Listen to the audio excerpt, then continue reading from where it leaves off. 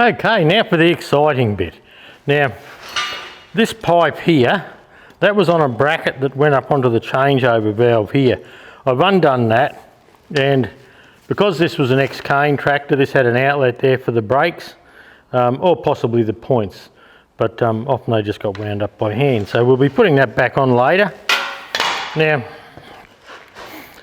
it's had this changeover valve here, and the changeover valve's seized.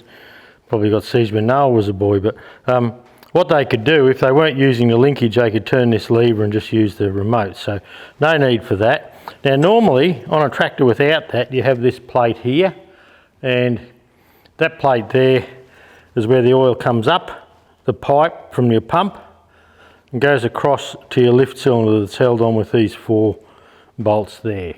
So I just brought that over just to show you. So this will be the same underneath, and I'll just pop that bolt out, and there's your pipe. Oh, has mine seized in? Oh, it's not too bad. Now often if your hitch won't lift, the O-rings on this pipe can be fried, but yeah, this one's looking okay. Not too bad.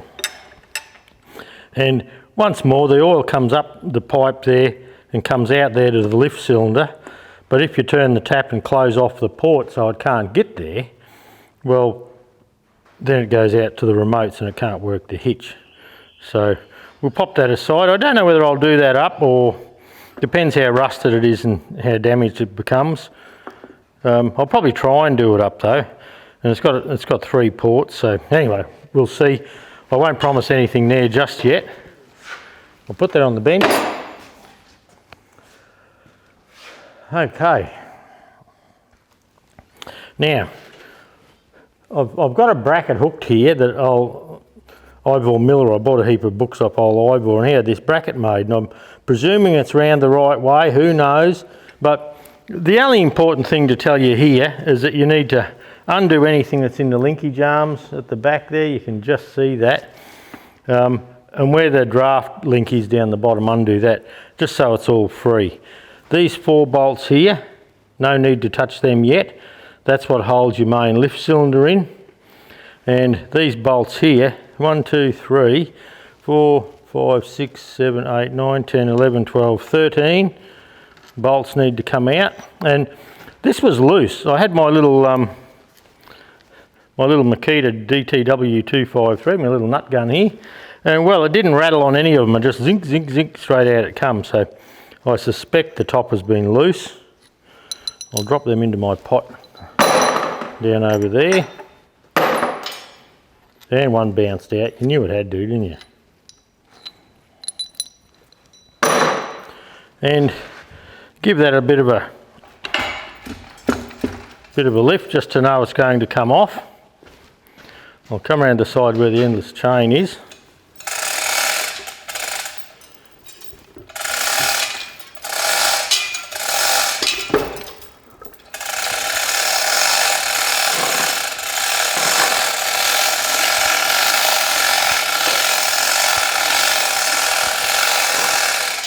And up it comes, and we just got to make sure that these bars here that actually go from the lever to the control valve on the pump are free.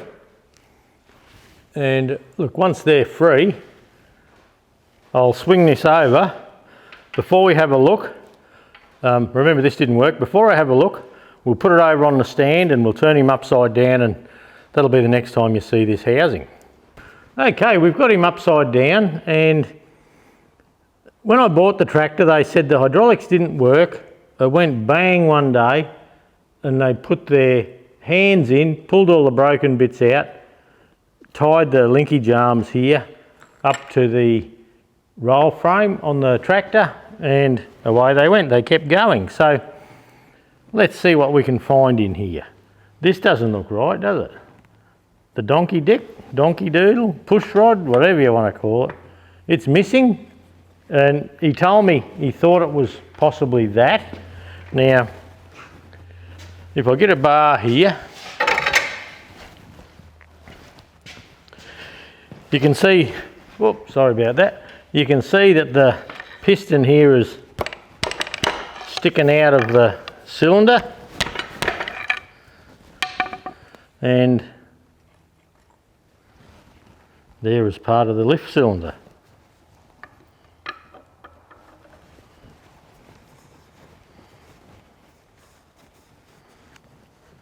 That's him there. So we found the problem. Another thing I'd like to point out to you too is when the arms lift and lower here, this cam pushes back, and it's mainly for position control, I believe. This fella here is draft, but what I'd like to point out there is where this little roller runs in here. Look how deep that is. So that's got to be a few mil deep, so we can either look for another one of these housings or one of these brackets here, or we could weld that up or braze it up or something like that, but we'll just see what we can find. The levers go back and forth okay, even though it does look quite rusty in here. The rollers, you can see that roller slopping around like a cock in a sock. The front roller's the same, and the roller down the bottom here on your other lever, well, it rocks around too, so the whole shooting match is pretty crook. But anyway, that's the fun of it when you buy old tractors, isn't it? I'll just see if I can lever that piston up enough to get it out. Oh, look at that. Okay. Ah, the bloody piston ring's broken. But yeah, poor old darling. You can see the side's just about cracked out of here too. There's a big crack comes up round through there, and it's nearly ready to join up through there. So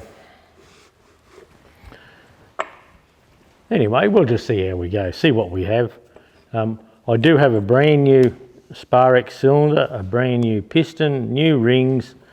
I have some of the guts in here, and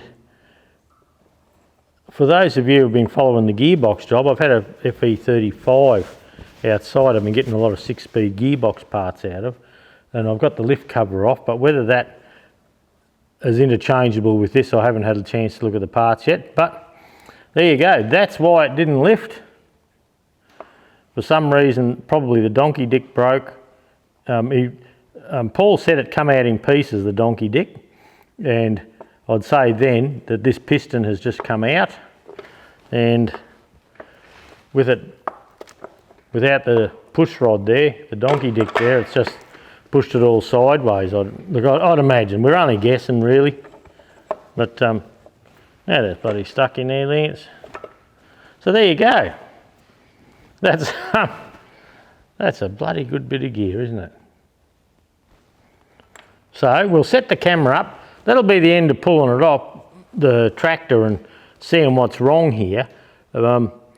Stripping this assembly, I'll do one video on stripping it if I can, two if we need to, and then we'll work out how we go back together.